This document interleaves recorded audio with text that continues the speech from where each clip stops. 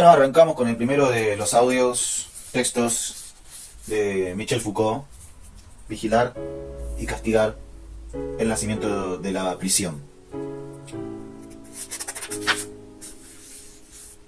El primer capítulo se llama El suplicio, va de la página 9 a la 83 y tiene dos subtítulos, que es el 1, El cuerpo de los condenados, en la página 11, y el 2, La resonancia de los suplicios, la página 41. Entonces, vamos a arrancar con el capítulo del suplicio, el primer capítulo, y el primer subtítulo de este capítulo llamado El cuerpo de los condenados.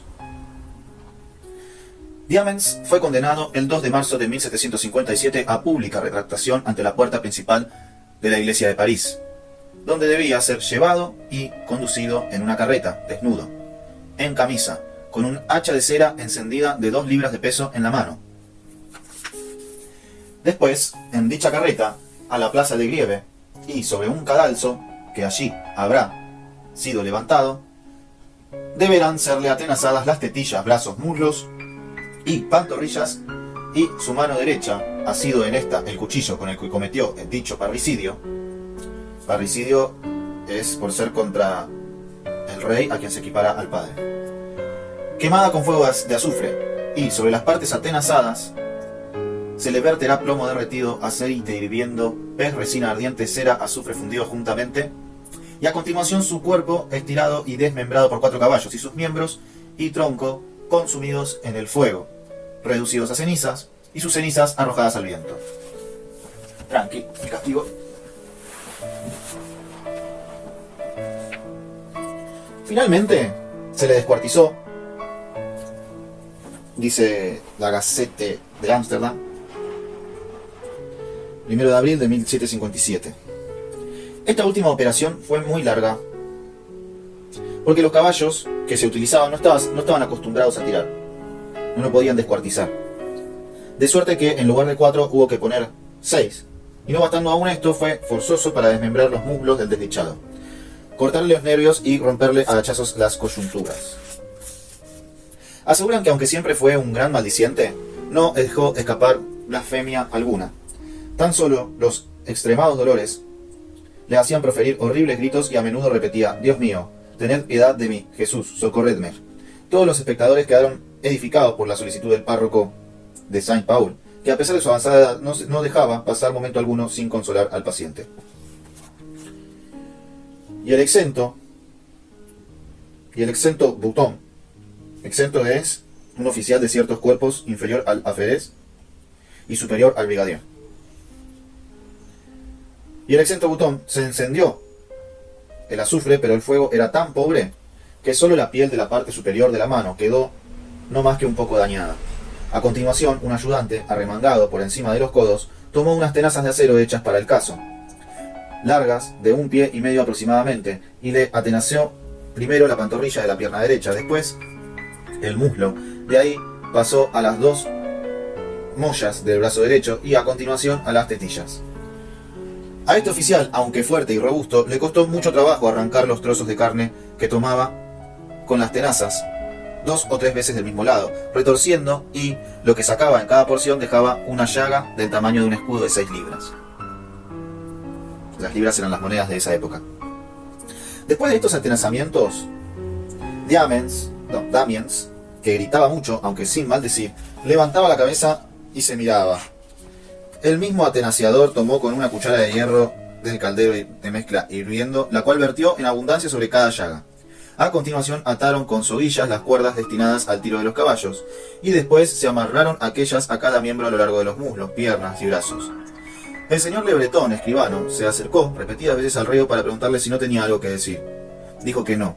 Gritaba como representan a los condenados, que no hay como se diga a cada tormento: perdón, Dios mío, perdón, Señor. A pesar de todos los sufrimientos dichos, levantaba de cuando en cuando la cabeza y se miraba valientemente. Las sogas tan apretadas por los hombres que tiraban de los cabos le hacían sufrir dolores indecibles. El señor Le Breton volvió a acercarse y le preguntó si no tenía para decir nada. Dijo que no. Unos cuantos confesores se acercaron y le hablaron buen rato. Besaba con buena voluntad el crucifijo que le presentaban, tendía los labios y decía siempre: perdón, Señor. Los caballos dieron una arremetida, tirando cada uno de un miembro en derechura, sujeto cada caballo por un oficial. Un cuarto de hora después, vuelta a empezar y en fin, tras de varios intentos, hubo que hacer tirar a los caballos de esta suerte: los del brazo derecho a la cabeza y los de los muslos volviéndose del lado de los brazos, con lo que se rompieron los brazos por las coyunturas.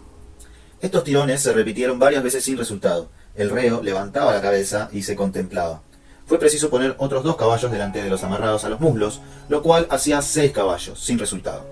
En fin, el verdugo, Sansón, marchó a decir al señor Le Breton que no había medio ni esperanza de lograr nada, y le pidió que preguntara a los señores si no querían que lo hiciera cortar en pedazos. El señor Le Breton acudió de la ciudad y dio orden de hacer nuevos esfuerzos, lo que se cumplió, pero los caballos se impacientaron y uno de los que tiraban de los muslos del supliciado cayó al suelo. Los confesores volvieron y le hablaron de nuevo. Él les decía: bésenme, señores.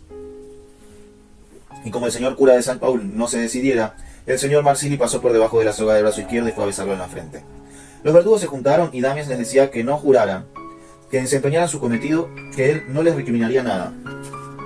Les pedía que rogaran a Dios por él y recomendaba al párroco de Saint Paul que rezara por él en la primera misa.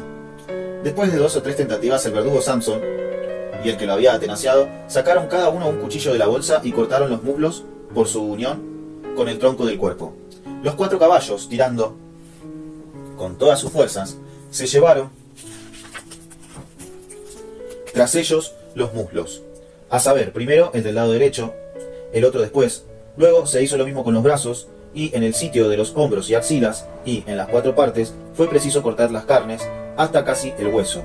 Los caballos, tirando con todas sus fuerzas, se llevaron el brazo derecho primero y el otro después. Una vez retiradas estas 4 partes, los confesores bajaron para hablarle, pero su verdugo les dijo que había muerto, aunque la verdad era que yo veía al hombre agitarse y la mandíbula inferior subir y bajar, como si hablara.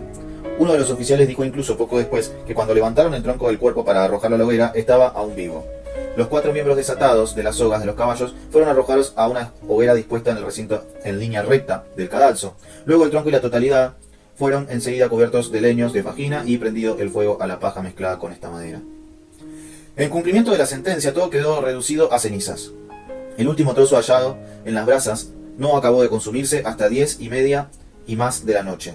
Los pedazos de carne y el tronco tardaron unas 4 horas en quemarse. Los oficiales, en cuyo número me contaba yo, así como mi hijo, con unos arqueros a modo de destacamento, permanecimos en la plaza hasta cerca de las 11. Se quiere hallar significado al hecho de que un perro echó a la mañana siguiente sobre el sitio donde había estado la hoguera y, ahuyentado repetidas veces, volvía allí siempre. Pero no es difícil comprender que el animal encontraba aquel lugar más caliente.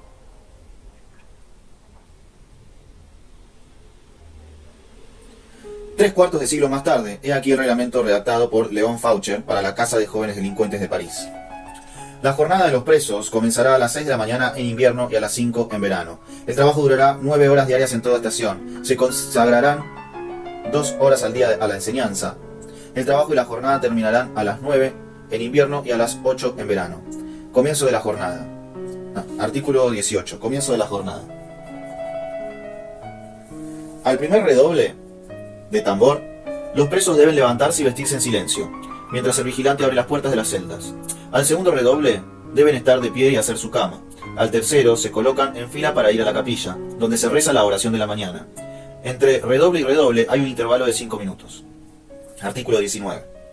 La oración la hace el capellán y va seguida de una lectura moral o religiosa.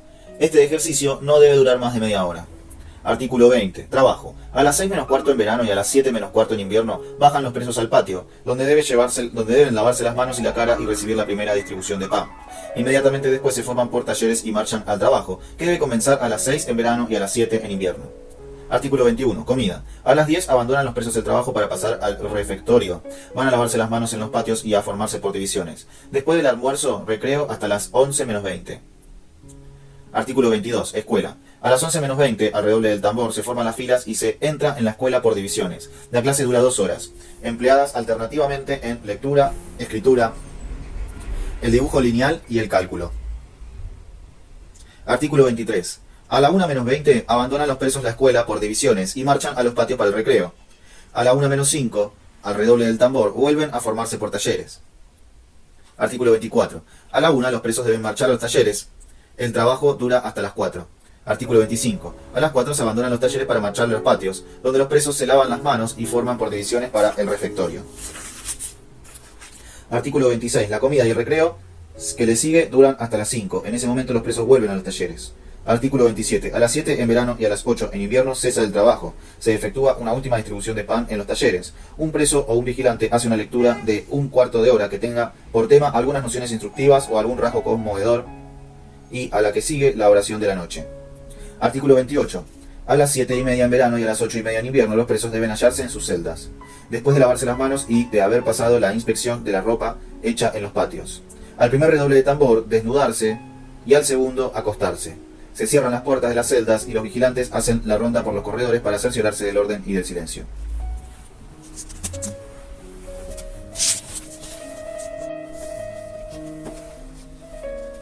He aquí, pues, un suplicio y un empleo del tiempo. No sancionan los mismos delitos, no castigan el mismo género de delincuentes, pero definen bien cada uno, un estilo penal determinado. Menos de un siglo los separa. Es la época en que fue redistribuida en Europa y en los Estados Unidos toda la economía del castigo. Época de grandes escándalos para la justicia tradicional, época de los innumerables proyectos de reforma, nueva teoría de la ley y del delito, nueva justificación moral o política del derecho de castigar, abolición de las viejas ordenanzas, atenuación de las costumbres, redacción de los códigos modernos. En Rusia, en 1769, en Prusia, en 1780, en Pensilvania y Toscana, 1786, Austria, 1788, Francia, 1791, año, no sé, 1808 y 1810. Por lo que toca a la justicia penal, una nueva era. A ver, o sea, claro, 3/4 de siglo hay de diferencia entre la tortura que leímos al principio y este articulado de la modalidad de la prisión, los horarios de trabajo de la prisión. 3/4 de siglo más tarde. O sea, 25 años más tarde. 3/4 de siglo más tarde, no. 75 años más tarde. Entre tantas modificaciones, a ver, ok. En 1757, o sea, en 1760, es la tortura que leímos al principio. Y esto otro del articulado de los horarios de la cárcel, bueno, evidentemente debe ser en el año 1800, pasando 1810, puede ser 1840, 1850. Y las modificaciones en los proyectos de reforma de la teoría de la ley y el delito se fueron dando en distintos códigos modernos sus redacciones. Por ejemplo, en Rusia en 1769, sería, bueno, 10 años más tarde que la tortura que leímos hace un rato. Prusia 1780, ahí 10 años después. 1786 en Pensilvania, Austria 1788, Francia 1791 y después también en Francia en 1808 y en 1810. Que coincide con nuestra independencia. Por lo que toca a la justicia penal, una nueva era. Entre tantas modificaciones, señalaré una, la desaparición de los suplicios. Ok. Existe hoy cierta inclinación a desdeñarla, quizá, en su época, dio lugar a demasiadas declamaciones. Quizás se atribuyó demasiado fácilmente y con demasiado énfasis a una humanización que autorizaba a no analizarla. Y de todos modos, ¿cuál es su importancia si se la compara con las grandes transformaciones institucionales, con los códigos explícitos y generales, con las reglas unificadas de procedimiento, la adopción casi general del jurado, la definición del carácter esencialmente correctivo de la pena, o también esa gran tendencia que no cesa de acentuarse desde el siglo XIX, a modular los castigos de acuerdo con los individuos culpables? Bueno, es una pregunta larga, la voy a volver a hacer. Voy a volver a leer entero este párrafo. Entre tantas modificaciones señalaré una, la desaparición de los suplicios. Existe hoy cierta inclinación a desdeñarla. Quizá en su época dio lugar a demasiadas declamaciones. Quizá se atribuyó demasiado fácilmente y con demasiado énfasis a una humanización que autorizaba a no analizarla. Y de todos modos, ¿cuál es su importancia si se la compara con las grandes transformaciones institucionales, con los códigos explícitos y generales, con las reglas unificadas de procedimiento, la adopción casi general del jurado, la definición del carácter esencialmente correctivo de la pena, o también esa gran tendencia que no cesa de acentuarse desde el siglo XIX, a modular los castigos de acuerdo con los individuos culpables? Unos castigos menos inmediatamente físicos, cierta discreción en el arte de hacer sufrir, un juego de dolores más sutiles, más silenciosos y despojados de su fasto visible. ¿Merece todo esto que se le conceda una consideración particular cuando no es sin duda otra cosa que el efecto de reordenamientos más profundos? Y sin embargo, tenemos un hecho, en unas cuantas décadas ha desaparecido el cuerpo supliciado, descuartizado, amputado, marcado simbólicamente en el rostro o en el hombro, expuesto vivo o muerto, ofrecido en espectáculo. Ha desaparecido el cuerpo como blanco mayor de la represión penal.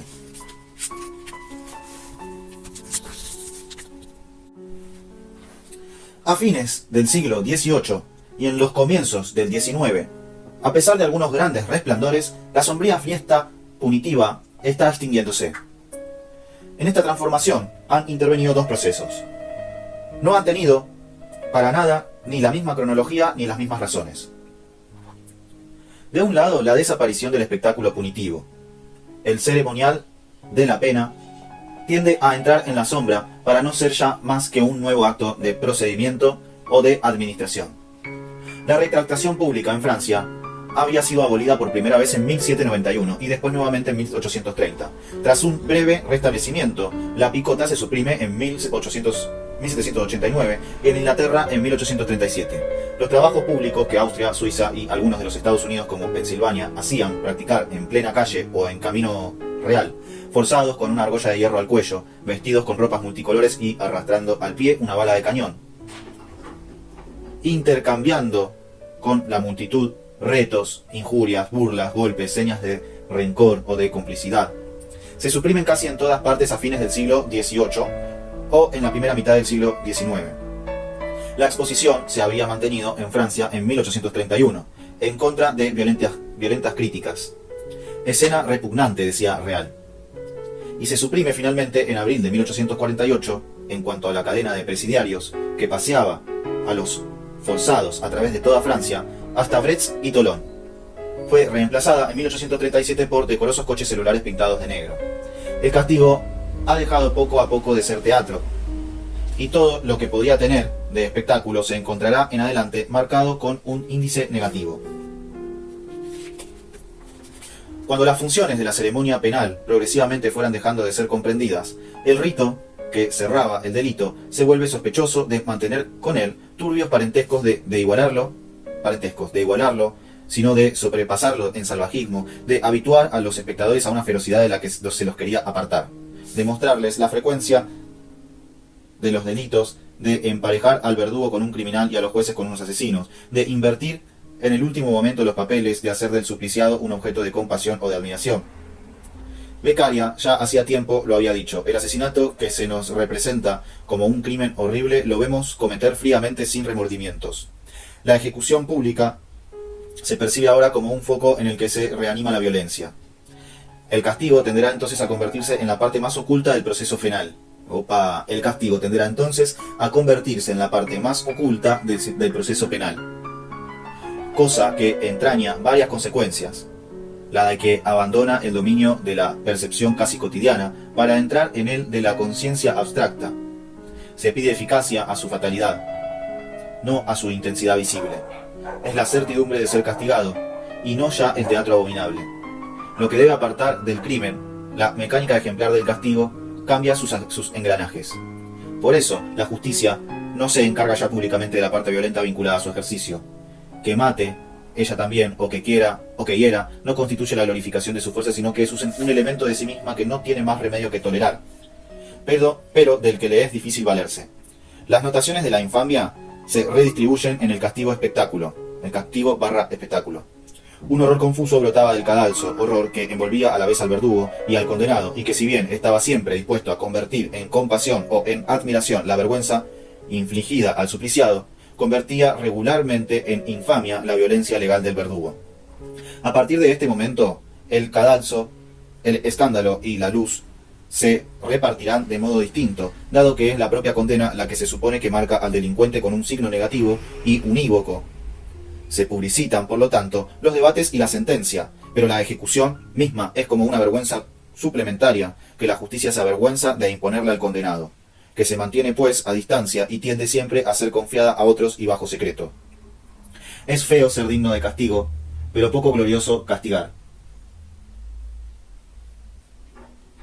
De ahí ese doble sistema de protección que la justicia ha establecido entre ella y el castigo que impone. La ejecución de la pena pasa a convertirse en un sector autónomo, un mecanismo administrativo del cual la justicia se desentiende, liberándose así de su sorda desazón, por un escamoteo burocrático de la pena. Es característico que, en Francia, la administración de las prisiones haya estado durante mucho tiempo bajo la dependencia del Ministerio del Interior y la de los presidios, bajo el control de Marina o de colonias. Al mismo tiempo que esta distinción administrativa se operaba la denegación teórica. Lo esencial de la pena que nosotros los jueces infligimos, no crean ustedes que consiste en castigar, trata de corregir, reformar, curar, entre comillas, una técnica del mejoramiento, rechaza en la pena la estricta expiación del mal y libera a los magistrados de la fea misión de castigar. Hay en la justicia moderna y en aquellos que la administran una vergüenza de castigar, que no siempre excluye el celo y crece sin cesar sobre esta herida. Sobre esta herida, el psicólogo pulula como un modesto funcionario de la ortopedia moral.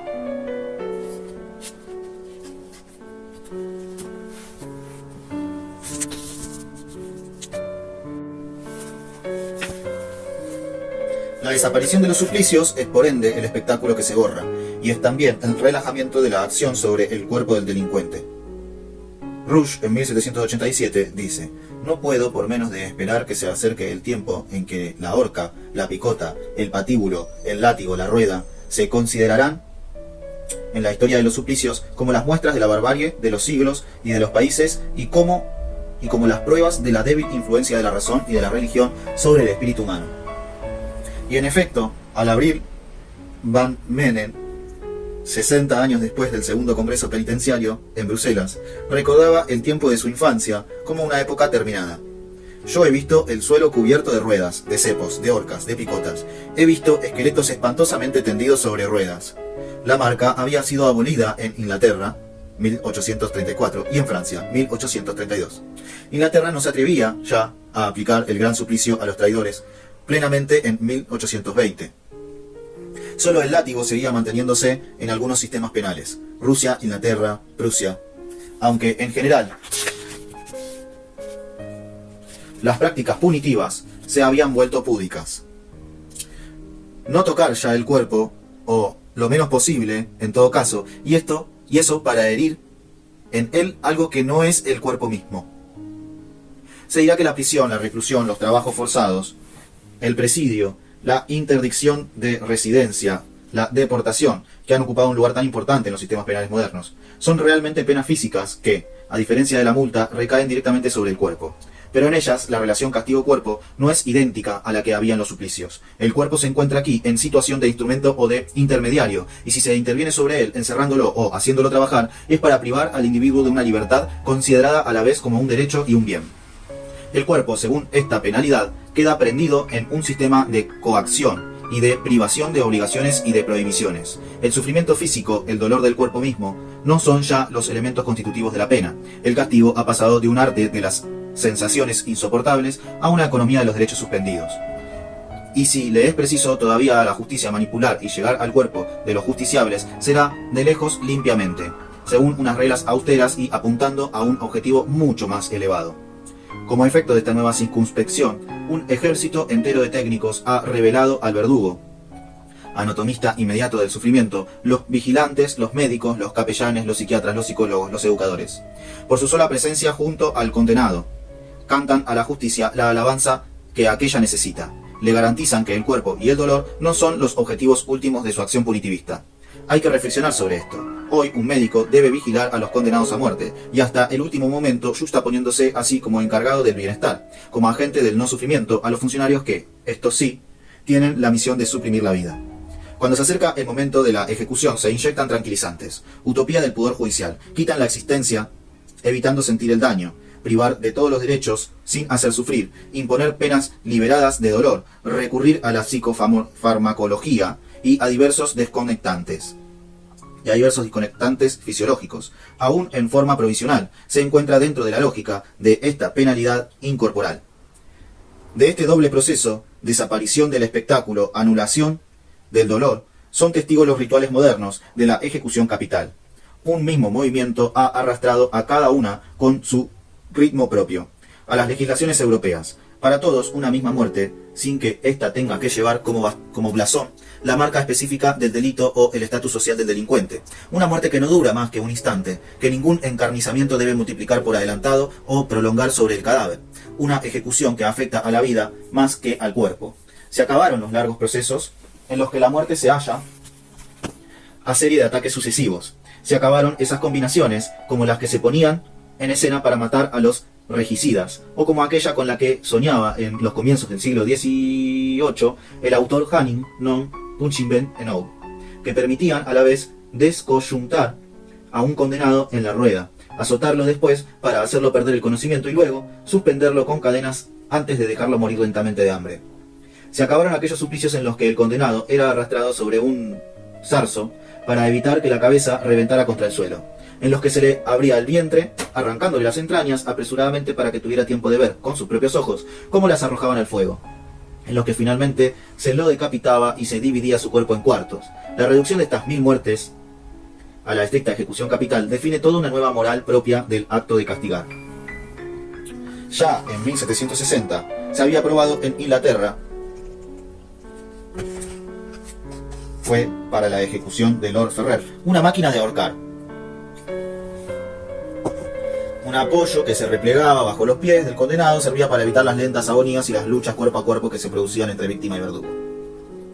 Dicha máquina fue perfeccionada y adoptada definitivamente en 1783, el año mismo en que se suprimió el tradicional desfile de Newgate-Tyburn y en que se aprovechó la reconstrucción de la prisión cerca de los Georgios Riots para instalar los patíbulos en el mismo Newgate.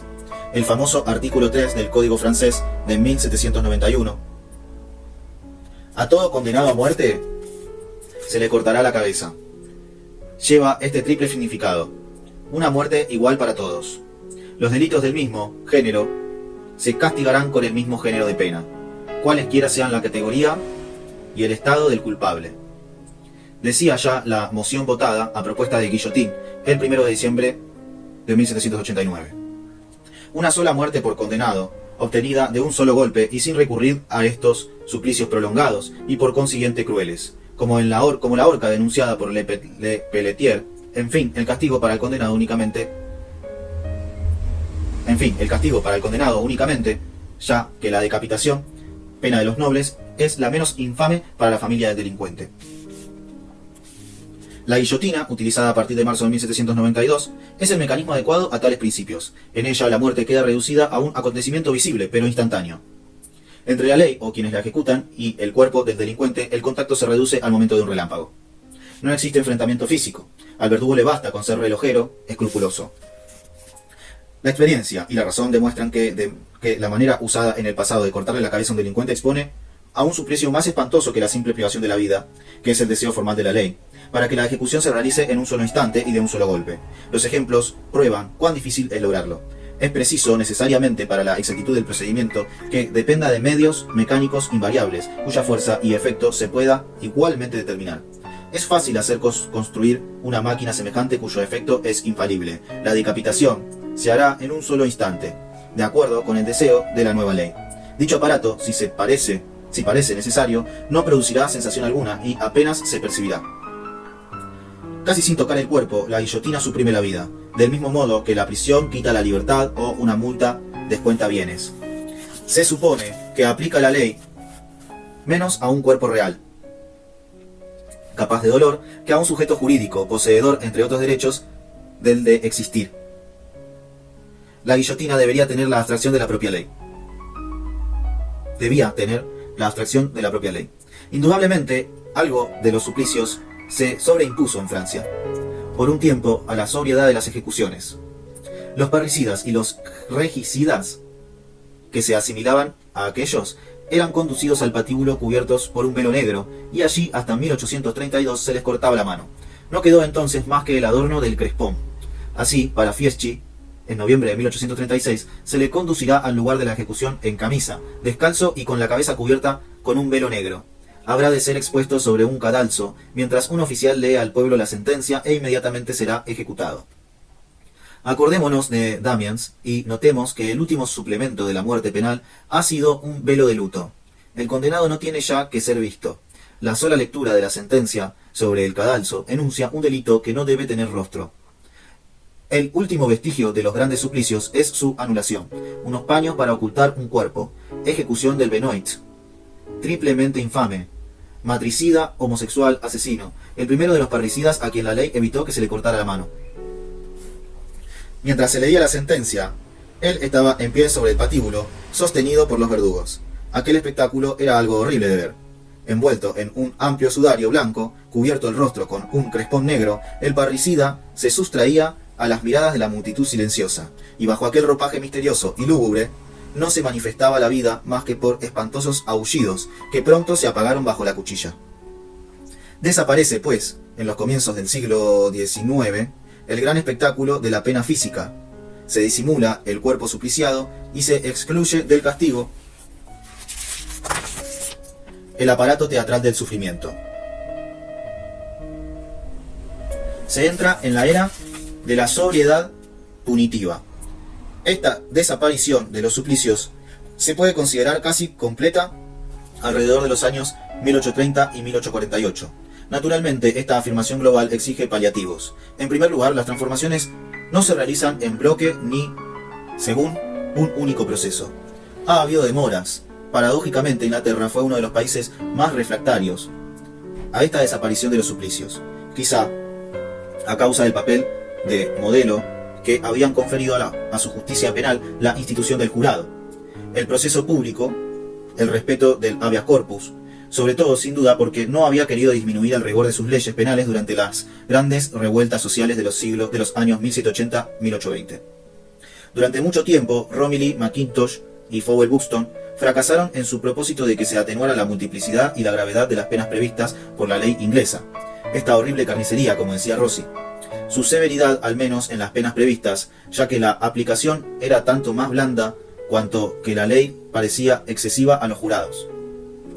Incluso había aumentado, ya que en 1760 Blackstone enumeraba 160 delitos capitales en la legislación inglesa, y se contaban 223 en 1819. Sería preciso también tener en cuenta las aceleraciones y los retrocesos que experimentara entre 1760 y 1840 el proceso de conjunto, la rapidez de la reforma en algunos países como Austria o Rusia, los Estados Unidos o Francia, en el momento de la constituyente, y después el reflujo en la época de la contrarrevolución en Europa y del gran temor social de los años 1820 y 1848. Las modificaciones más o menos temporales introducidas por los tribunales o las leyes de excepción, la distorsión entre las leyes, la práctica real de los tribunales, que está lejos de reflejar siempre el estado de la legislación. Todo esto hace que sea muy irregular la evolución que se desarrolló en los siglos XVIII y XIX.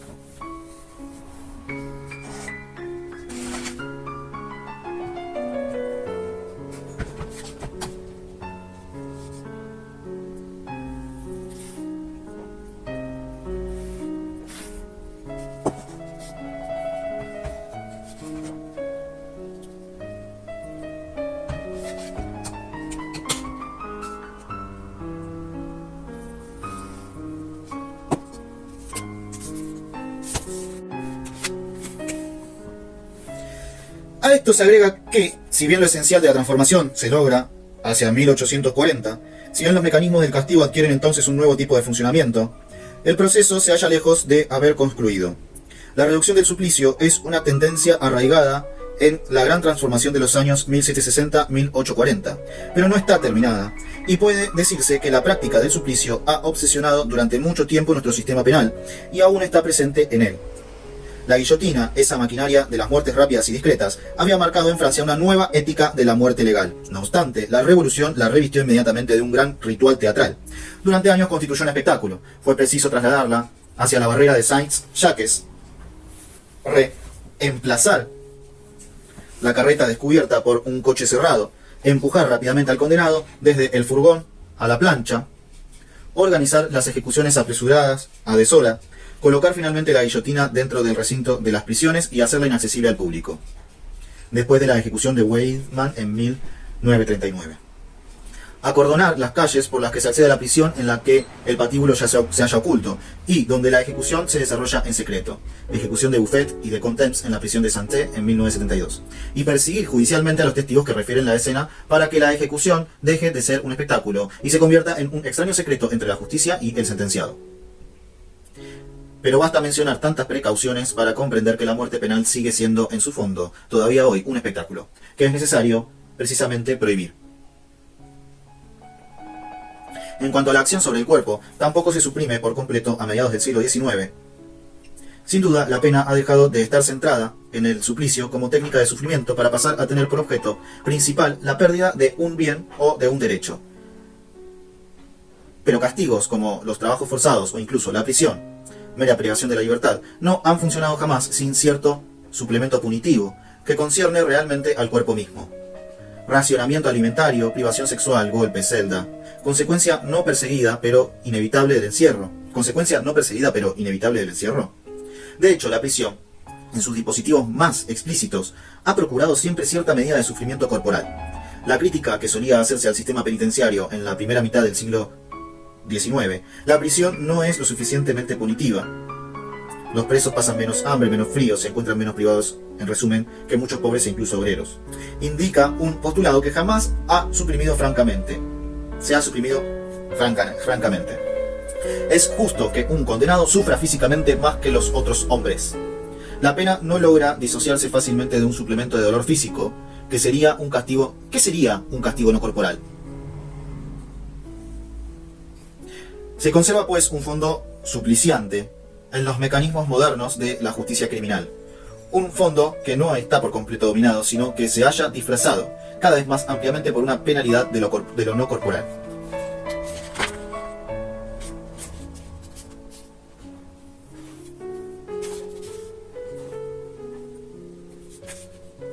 La atenuación de la severidad penal en el transcurso de los siglos es un fenómeno muy conocido por los historiadores del derecho.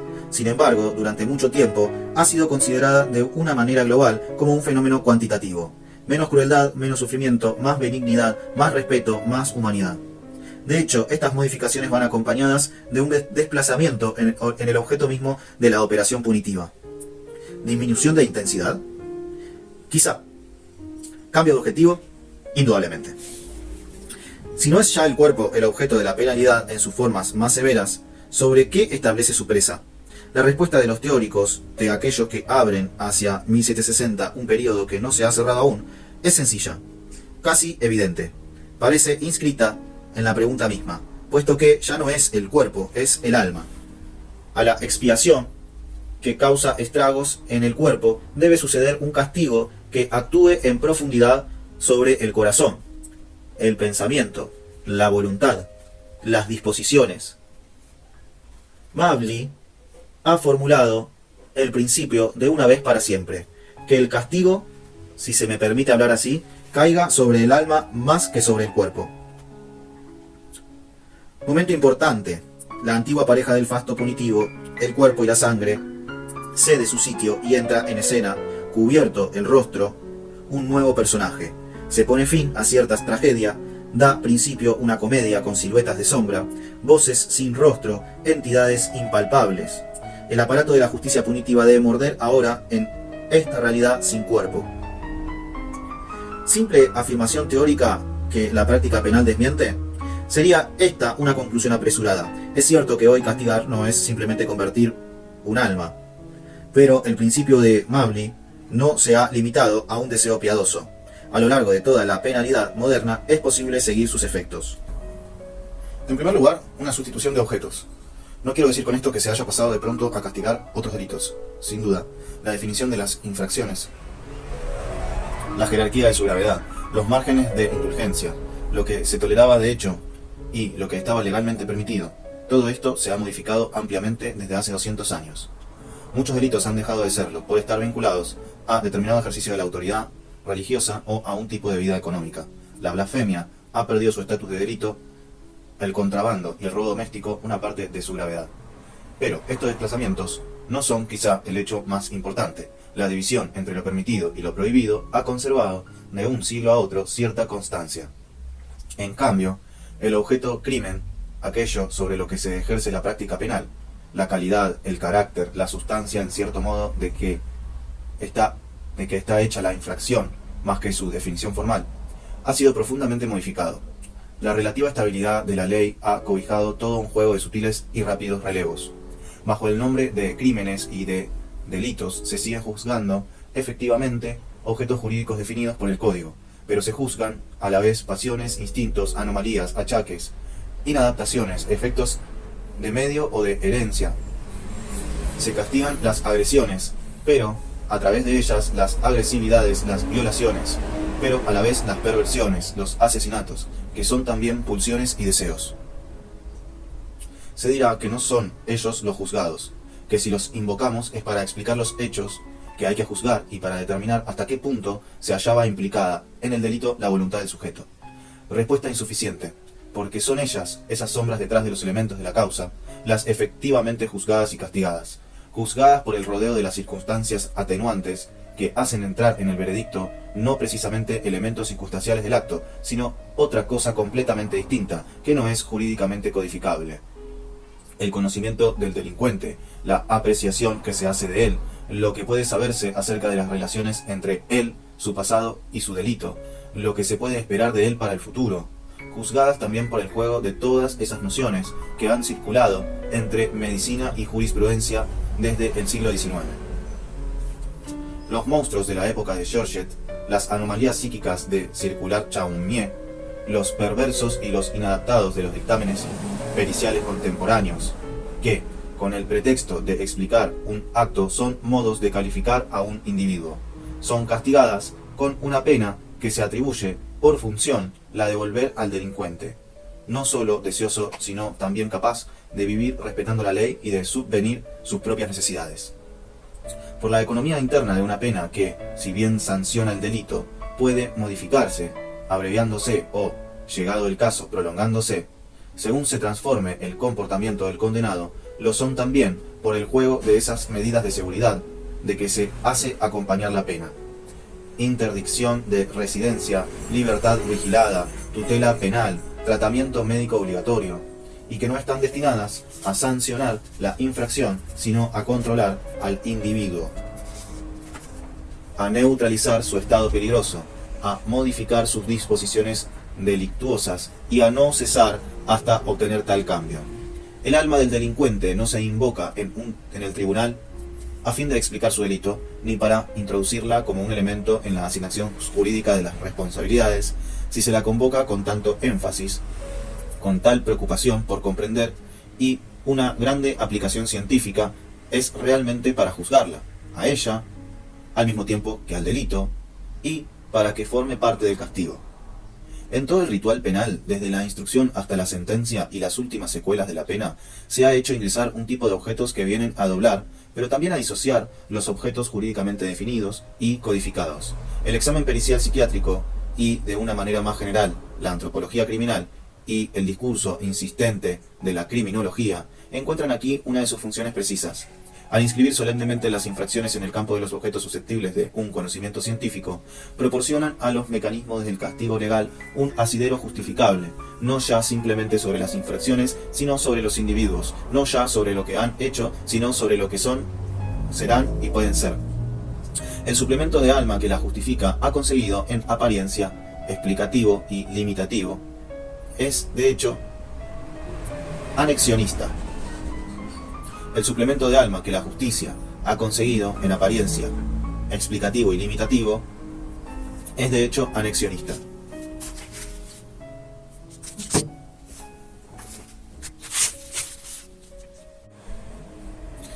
Desde los 150 o 200 años que hace que Europa ha establecido sus nuevos sistemas de penalidad, los jueces poco a poco, pero en un proceso que se remonta muy lejos, se han puesto a juzgar otra cosa distinta que los delitos: el alma de los delincuentes. Y se han puesto, por lo mismo, a hacer algo distinto que juzgar, o, para ser más preciso, en el interior mismo de la modalidad judicial del juicio, se han deslizado otros tipos de estimación que modifican en lo esencial sus reglas de elaboración. Desde que la Edad Media construyó, no sin dificultad y con lentitud, el gran procedimiento de la información judicial, juzgar era establecer la verdad de un delito, era determinar su autor, era aplicarle una sanción legal. Conocimiento de la infracción, conocimiento del responsable, conocimiento de la ley, eran tres condiciones que permitían fundar en verdad un juicio. Ahora bien, he aquí que en el curso del juicio penal se inscribe hoy en día una cuestión relativa a la verdad muy distinta. No ya simplemente el hecho se haya establecido, no ya simplemente, entre comillas, el hecho se haya establecido y el hecho se haya establecido y es delictivo, sino también qué es, pues, este hecho, esta violencia o este asesinato, en qué nivel o en qué campo de realidad se incluye. Fantasma, reacción psicótica, episodio delirante, perversidad. No ya simplemente quién es el autor, sino cómo asignar el proceso causal que lo ha producido. ¿Dónde se halla en el autor mismo su origen? ¿Instinto inconsciente? ¿Medio? ¿Herencia? No ya simplemente qué ley sanciona esta infracción, sino qué medida tomar que sea la más apropiada, cómo prever la evolución del sujeto, de qué manera sería corregido con más seguridad. Todo un conjunto de juicios apreciativos, diagnósticos, pronósticos normativos, referentes al individuo delincuente, se han alojado en el armazón del juicio penal. Otra verdad ha penetrado, la que requería el mecanismo judicial. Una verdad que, trabada con la primera, hace de la afirmación de culpabilidad un extraño complejo científico jurídico. Un hecho significativo: la manera en que la cuestión de la locura ha evolucionado en la práctica penal. El Código francés de 1810 no se planteaba hasta el final del artículo 64, que dice: no hay ni crimen ni delito si el infractor se hallaba en estado de demencia en el momento del acto. La posibilidad de asignar la locura era, por lo tanto, exclusiva de la calificación de un acto como delito. Si el autor estaba loco, no era la gravedad de su acción lo que modificaba, ni su pena la que debía atenuarse. Era el delito mismo el que desaparecía. Era imposible, por ende, declarar a alguien a la vez culpable y loco. El diagnóstico de la locura, si se planteaba, no podía integrarse en el juicio. Interrumpía el procedimiento y deshacía la presa de la justicia sobre el autor del acto. No solo el examen del delincuente sospechoso de demencia, sino los efectos mismos de tal examen debían ser externos y anteriores a la sentencia. Desde un principio, los tribunales del siglo XIX se equivocaron en cuanto al sentido del artículo 64. A pesar de que varias sentencias de la Suprema Corte recordaban que el estado de locura no podía traer aparejada ni una pena moderada, ni aún la absolución, sino un sobreseimiento, han planteado en su veredicto mismo la cuestión de la locura. Han admitido que se podía ser culpable y loco, tanto menos culpable cuanto un poco más loco. Culpable, indudablemente, pero para encerrarlo y cuidarlo, más que para castigarlo.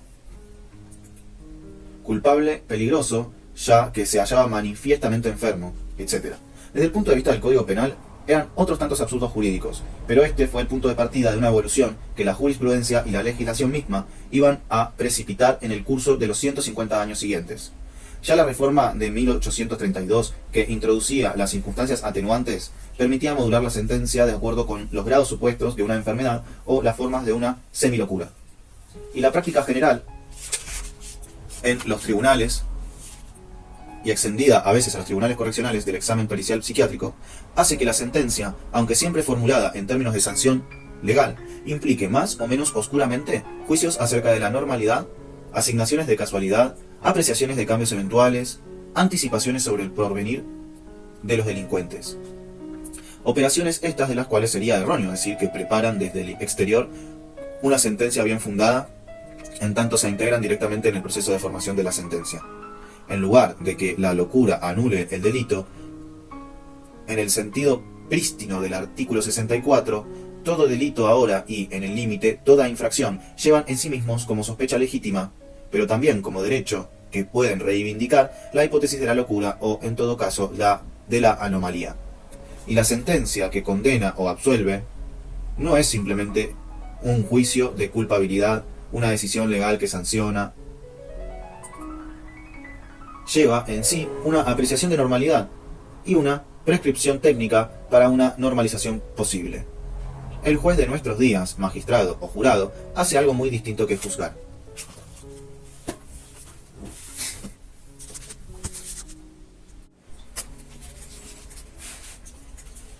Y no es el único que juzga. A lo largo del procedimiento penal y de la ejecución de la pena, bulle toda una serie de instancias ajenas.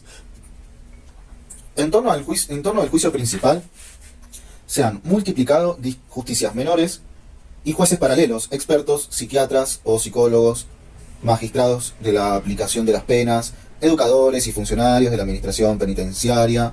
Se reparten el poder legal de castigar.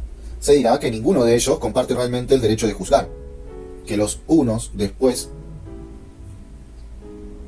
de las sentencias, no tienen otro derecho que el de aplicar una pena fijada por el tribunal, y, sobre todo, que los otros, los expertos, no intervienen antes de la sentencia para emitir un juicio, sino para ilustrar la decisión de los jueces.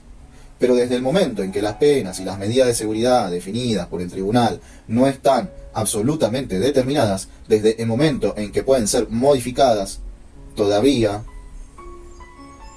desde el momento en que se confía a otros que no son los jueces de la infracción el cometido de decidir si el condenado merece ser puesto en semilibertad o en libertad condicional, si es posible poner término a su tutela penal, son realmente mecanismos de castigo legal los que se ponen en sus manos y se dejan a su apreciación jueces anexos, pero jueces después de todo.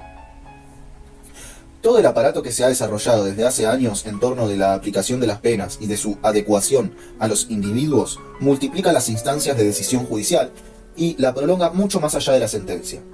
En cuanto a los expertos psiquiatras, pueden muy bien negarse a juzgar. Examínese las 3 preguntas a las que, desde la circular de 1958, han de contestar. ¿Presenta el inculpado un estado de peligro? ¿Es accesible a la sanción penal? ¿Es curable o readaptable? Estas preguntas, como se ve, no tienen relación con el artículo 64, ni con la locura eventual del inculpado en el momento del acto. No son preguntas en términos de responsabilidad, no conciernen más que a la administración de la pena, a su necesidad, su utilidad, su eficacia posible. Permiten indicar en un vocabulario apenas cifrado si el asilo es preferible a la prisión, si hay que prever un encierro breve o prolongado, un tratamiento médico o medidas de seguridad. El papel del psiquiatra en materia penal. ¿El papel del psiquiatra en materia penal? Es una pregunta. ¿El papel del psiquiatra en materia penal?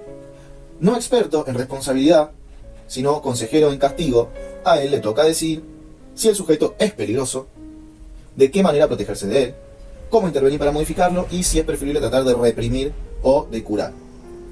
En el comienzo de su historia, el peritaje psiquiátrico tuvo que formular proposiciones ciertas en cuanto a la parte que correspondía a la libertad del infractor en el acto que cometiera. Ahora, tiene que sugerir una prescripción sobre lo que podría llamarse su tratamiento médico judicial.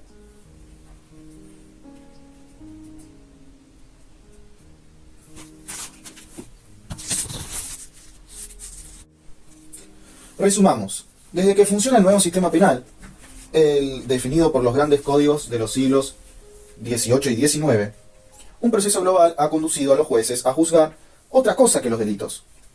Han sido conducidos en sus sentencias a hacer otra cosa que juzgar, y el poder de juzgar ha sido transferido, en parte, a otras instancias que los jueces de la infracción, La operación penal entera se ha llenado de elementos y de personajes extrajurídicos. Podría decirse que no hay en ello nada extraordinario, que es propio del destino del derecho absorber poco a poco elementos que le son ajenos. Pero hay algo singular en la justicia penal moderna, que si incorpora tantos elementos extrajurídicos, no es para poderlos calificar jurídicamente e integrarlos poco a poco al estricto poder de castigar. Es, por el contrario, para poder hacerlos funcionar en el interior de la operación penal como elementos no jurídicos, para evitar que esta operación sea pura y simplemente un castigo legal, para disculpar al juez de ser pura y simplemente el que castiga. Naturalmente damos un veredicto, pero aunque haya sido provocado por un delito, ya están ustedes viendo que para nosotros funciona como una manera de tratar a un criminal. Castigamos, pero es como si dijéramos que queremos obtener una curación.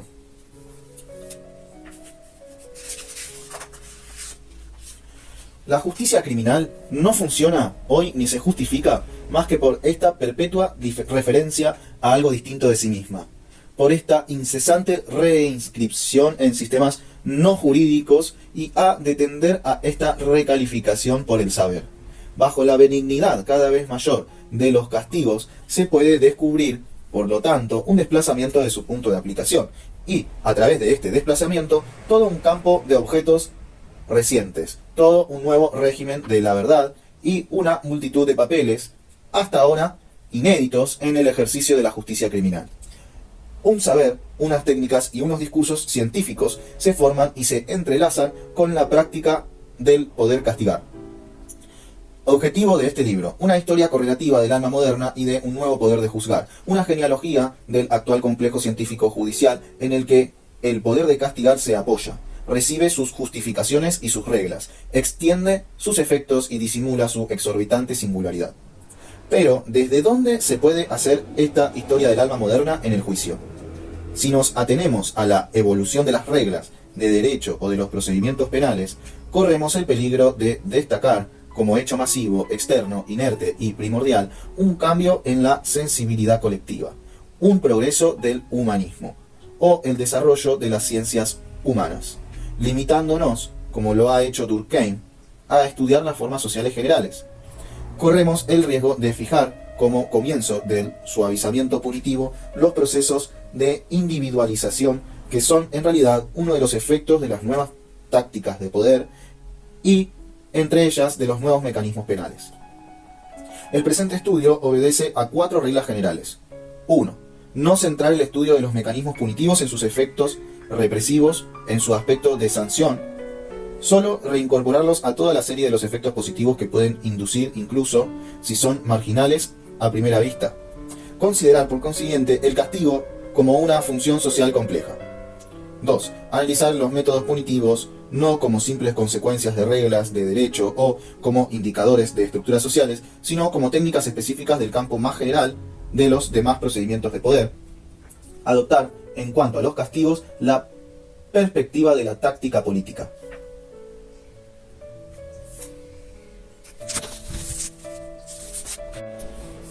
Tres. En lugar de tratar la historia del derecho penal y de las ciencias humanas como 2 series separadas, cuyo cruce tendría sobre la una o sobre la otra, sobre las dos quizá, un efecto, según se quiera, perturbador o útil, buscar si no existe una matriz común y si no dependen ambas de un proceso de formación epistemológico jurídico. En suma, situar la tecnología del poder en el principio tanto de la humanización, de la penalidad, como del conocimiento del hombre. 4. Examinar si esta entrada del alma en la escena de la justicia penal y, con ella, la inserción en la práctica judicial de todo un saber científico, no es el efecto de una transformación en la manera en que el cuerpo mismo está investido por las relaciones de poder. En síntesis, tratar de estudiar la metamorfosis de los métodos punitivos a partir de una tecnología política del cuerpo, donde pudiera leerse una historia común de las relaciones de poder y de las relaciones de objeto. De suerte que, por el análisis de la benignidad penal como técnica de poder, pudiera comprenderse a la vez cómo el hombre, el alma, el individuo normal o anormal han venido a doblar el crimen como objeto de la intervención penal y cómo un modo específico de sujeción ha podido dar nacimiento al hombre como objeto de saber para un discurso con estatuto científico. Sin embargo, no tengo la pretensión de ser el primero que ha trabajado en esta dirección. Del gran libro de Ruche, Kinch y Kirchheimer se puede sacar cierto número de puntos de referencia esenciales. Desprenderse, en primer lugar, de la ilusión de que la penalidad es ante todo, ya que no exclusivamente, una manera de reprimir los delitos, y que en este papel, de acuerdo con las formas sociales, con los sistemas políticos o las creencias, puede ser severa o indulgente, dirigida a la expiación o encaminada a obtener una reparación aplicada a la persecución de los individuos o a la asignación de responsabilidades colectivas. Analizar más bien los sistemas punitivos concretos, estudiarlos como fenómenos sociales de los que no pueden dar razón la sola armazón jurídica de la sociedad ni sus opciones éticas fundamentales. Situarlos en su campo de funcionamiento, donde la sanción de los delitos no es el único elemento. Demostrar que las medidas punitivas no son simplemente mecanismos negativos que permiten reprimir, impedir, excluir, suprimir, sino que están ligadas a toda una serie de efectos positivos y útiles a los que tienen por misión sostener. Y en este sentido, si los castigos legales están hechos para sancionar las infracciones, puede decirse que la definición de las infracciones y su persecución están hechas del rechazo para mantener los mecanismos punitivos y sus funciones. En esta línea, Ruche y Kirchheimer han puesto en relación los diferentes regímenes punitivos con los sistemas de producción de los que toman sus efectos.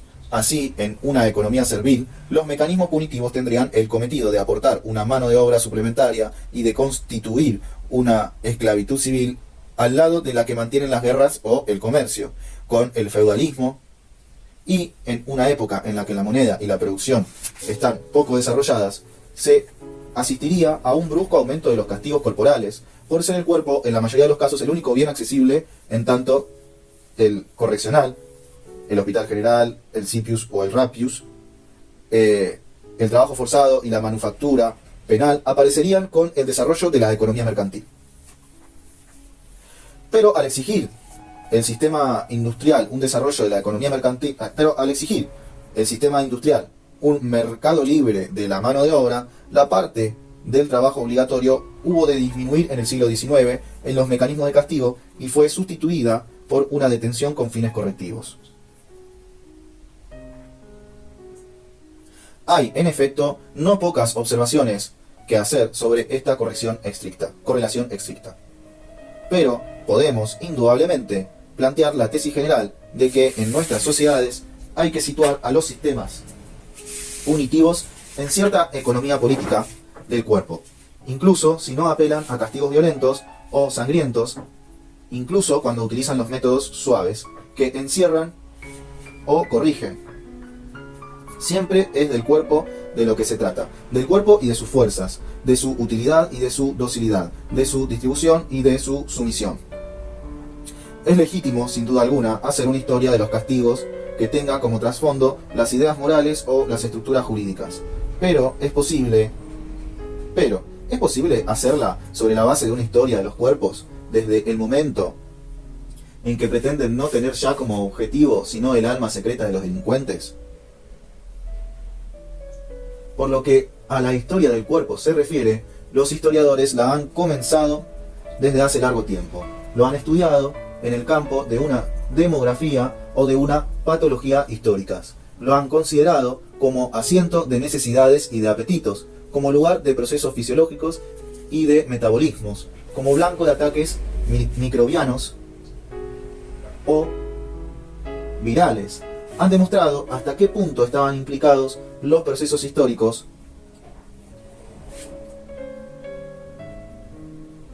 en lo que podía pasar por el zócalo puramente biológico de la existencia y qué lugar se debía conceder a la historia de las sociedades y de los acontecimientos biológicos, como la circulación de los bacilos o la prolongación de la duración de la vida.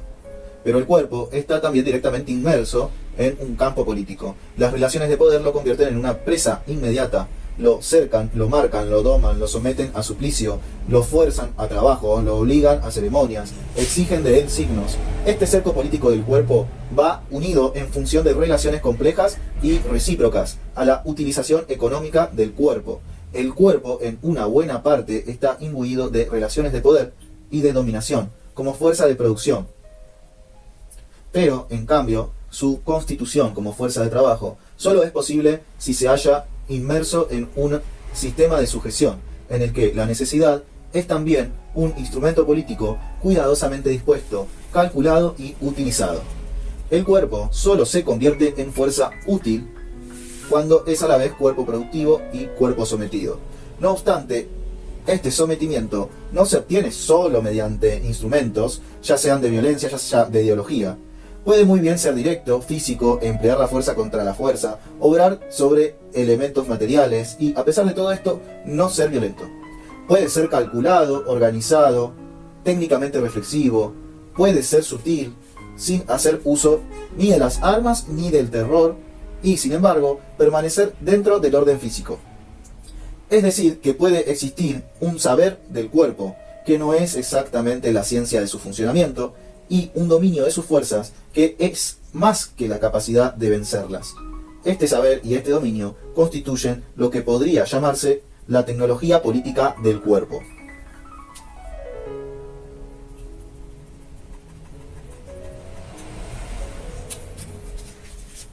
Indudablemente, esta tecnología es difusa, rara vez formulada en discursos continuos y sistemáticos. A menudo está compuesto por elementos y fragmentos y utiliza herramientas o procedimientos inconexos. A pesar de la coherencia de sus resultados, no suele ser sino una instrumentación multiforme. Además, no es posible localizarla ni en un tipo definido de institución, ni en un aparato estatal. Estos recurren a ella, utilizan, valorizan e imponen algunos de sus procedimientos. Pero ella misma, en sus mecanismos y en sus efectos, se sitúa en un nivel muy distinto. Se trata, en cierto modo, de una microfísica del poder que los aparatos y las instituciones ponen en juego. Aunque su campo de validez se sitúa, en cierto modo, entre esos grandes funcionamientos y los propios cuerpos con su materialidad y sus fuerzas. Ahora bien, el estudio de esta microfísica supone que el poder que en ella se ejerce no se conciba como una propiedad, sino como una estrategia, que sus efectos de dominación no sean atribuidos a una apropiación, sino a disposiciones, a maniobras, a tácticas, a técnicas, a funcionamientos, que se descifre en él una red de relaciones siempre tensas, siempre en actividad, más que un privilegio que se podría detentar, que se le dé como modelo la batalla perpetua, más que el contrato que opera un traspaso o la conquista que se apodera de un territorio. Hay que admitir, en suma, que este poder se ejerce más que se posee, que no es el privilegio adquirido o conservado de la clase dominante, sino el efecto de conjunto de sus posiciones estratégicas, efecto que manifiesta y a veces acompaña la posición de aquellos que son dominados. Este poder, por otra parte, no se aplica a quienes no lo tienen, pura y simplemente como una obligación o una prohibición. Los invade, pasa por ellos y a través de ellos, se apoya sobre ellos, del mismo modo que ellos mismos, en su lucha contra él, se apoyan a su vez en el lugar de presas que ejerce sobre ellos, lo cual quiere decir que estas relaciones descienden hondamente en el espesor de la sociedad, que no se localizan en las relaciones del Estado con los ciudadanos o en la frontera de las clases, y que no se limitan a producir en el nivel de los individuos, de los cuerpos, los gestos, los comportamientos, la forma general de la ley o del gobierno, que si bien existe continuidad, dichas relaciones se articulan en efecto sobre esta forma de acuerdo con toda una serie de engranajes complejos. No existe analogía ni homología, sino especificidad de mecanismo y de modalidad. Finalmente, no son unívocas, definen puntos innumerables de enfrentamiento, focos de inestabilidad que comportan riesgos de conflictos, de lucha, de inversión, por lo menos transitoria, de las relaciones de fuerzas. El derrumbamiento de estos micropoderes no obedece, pues, a la ley del todo o nada. no se obtiene de una vez para siempre por un nuevo control de los aparatos, ni por un nuevo funcionamiento o una destrucción de las instituciones. En cambio, ninguno de sus episodios localizados puede inscribirse en la historia más que por los efectos que induce sobre toda la red en la que está atrapado. Quizás haya que renunciar también a toda una tradición que hace imaginar que no puede existir un saber sino allí donde se hayan suspendidas las relaciones de poder, y que el saber solo puede desarrollarse al margen de sus conminaciones, de sus exigencias y de sus intereses. Quizás haya que renunciar a creer que el poder vuelve loco y que en cambio la renuncia al poder es una de las condiciones con las cuales se puede llegar a sabio. Hay que admitir más bien que el poder produce saber, y no simplemente favoreciéndolo porque les sirva o aplicándolo porque sea útil. Que poder y saber se implican directamente el uno al otro, que no existe relación de poder sin constitución correlativa de un campo de saber, ni de saber que no suponga y no constituya al mismo tiempo relaciones de poder. Estas relaciones de poder-saber no pueden analizarse a partir de un sujeto de conocimiento que sería libre o no en relación con el sistema de poder, sino que hay que considerar, por el contrario, que el sujeto que conoce los objetos que conoce y las modalidades de conocimiento son otros tantos efectos de esas implicaciones fundamentales del poder saber y de sus transformaciones históricas. En suma, no es la actividad del sujeto de conocimiento lo que produciría un saber útil o renuente al poder, sino que el poder saber, los procesos y las luchas que los atraviesan y que los constituyen, son los que determinan las formas y los dominios posibles del conocimiento. Analizar el cerco político del cuerpo y la microfísica del poder implica, por lo tanto, que se renuncie, en lo que concierne al poder, a la oposición violencia-ideología, a la metáfora de la propiedad, al modelo del contrato o al de la conquista, en lo que respecta al saber, que se renuncie a la oposición de lo que es interesado y de lo que es desinteresado, al modelo del conocimiento y a la primacía del sujeto, prestándole a la palabra un sentido diferente del que le daban en el siglo XVII Petty y sus contemporáneos. Podríamos soñar con prestándole a la palabra un sentido diferente al que le daban en el siglo XVII Petty y sus contemporáneos, podríamos soñar con una anatomía política. No sería el estudio de un Estado tomado como un cuerpo, con sus elementos, sus recursos y sus fuerzas, y tampoco sería el estudio del cuerpo y del entorno tomados como un pequeño Estado. Se trataría en él el cuerpo político como conjunto de los elementos materiales y de las técnicas que sirven de armas, de relevos, de vías de comunicación y de puntos de apoyo a las relaciones de poder y de saber que cercan los cuerpos humanos y los dominan, convirtiéndolos en objetos de saber. Se trata de reincorporar las técnicas punitivas, bien se apoderen del cuerpo en el ritual de los suplicios, bien se dirijan al alma, a la historia de ese cuerpo político. Considerar las prácticas penales menos como una consecuencia de las teorías jurídicas que en tanto capítulo de la anatomía política. Kantorowicz ha hecho un análisis notable del cuerpo del rey, cuerpo doble según la teología jurídica formada en la Edad Media, puesto que lleva en sí, además del elemento transitorio que nace y muere, otro que permanece a través del tiempo y se mantiene como soporte físico y, sin embargo, intangible del reino. En torno de esta dualidad que fue en su origen cercana al modelo cristológico, se organizan una iconografía, una teoría política de la monarquía, mecanismos jurídicos que distinguen y vinculan a la vez la persona del rey y las exigencias de la corona, y todo un ritual que encuentra en la coronación, los funerales y las ceremonias de sumisión sus puntos más fuertes. En el otro polo podríamos imaginar que se coloca el cuerpo del condenado, que también tiene un estatuto jurídico. Suscita un ceremonial y solicita todo un discurso teórico, no para fundar el más poder que representaba la persona del soberano, sino para codificar el menos poder que marca a todos aquellos a quienes se somete a un castigo. En la región más oscura del campo político, el condenado dibuja la figura simétrica e invertida del rey. Habría que analizar lo que pudiéramos llamar, en homenaje a Kantorowicz, el menor cuerpo del condenado. Si el suplemento de poder del lado del rey provoca el desdoblamiento de su cuerpo, el poder excedente que se ejerce sobre el cuerpo sometido del condenado ¿no ha suscitado otro tipo de desdoblamiento? El de un incorpóreo, de un alma, como decía Mably.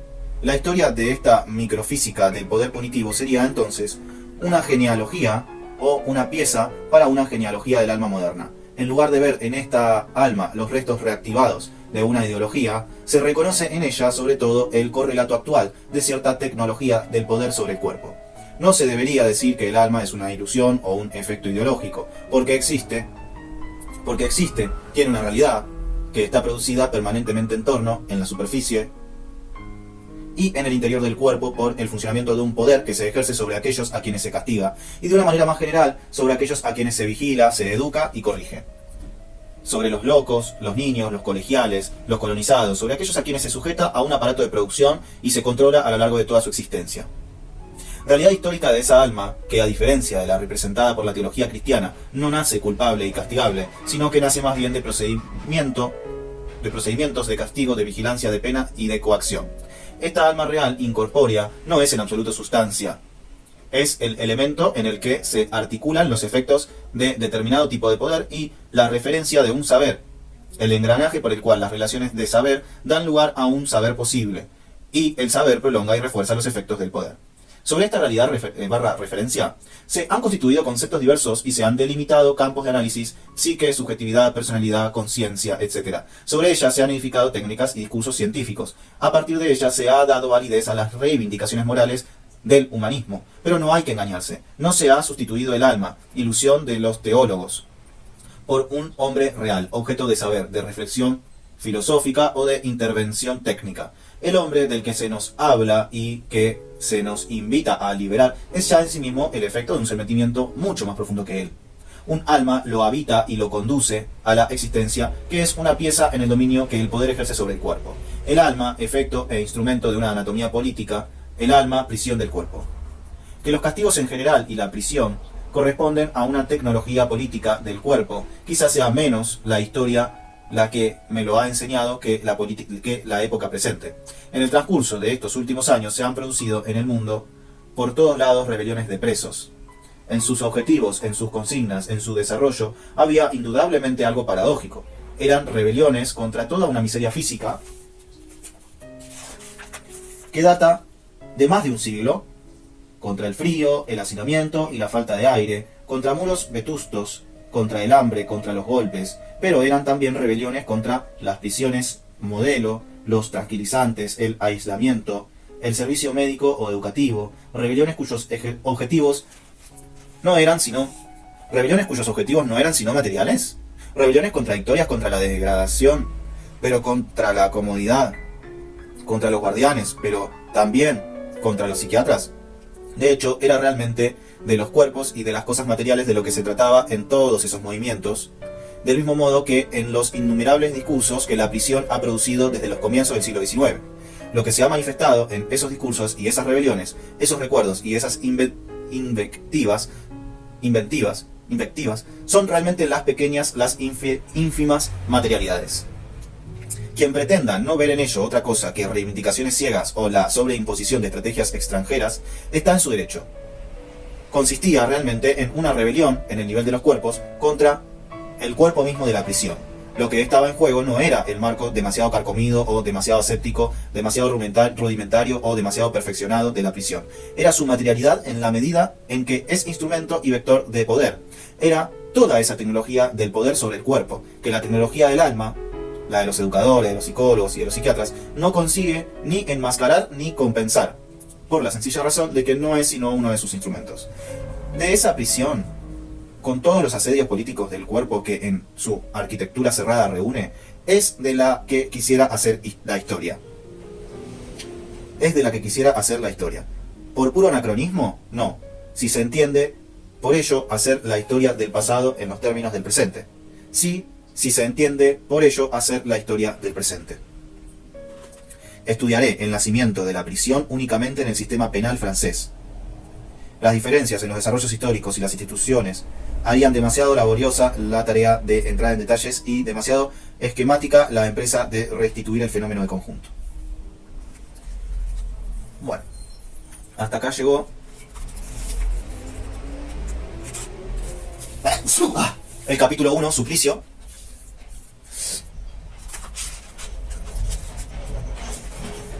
Y el subtítulo de ese capítulo, El cuerpo de los condenados. Ahora, en el próximo video, sigue la resonancia de los suplicios. Dentro de este mismo capítulo, el suplicio, es el segundo subtítulo. Pero por hoy dejamos acá, que es la página 40 de esta edición que tengo yo, que es del siglo XXI.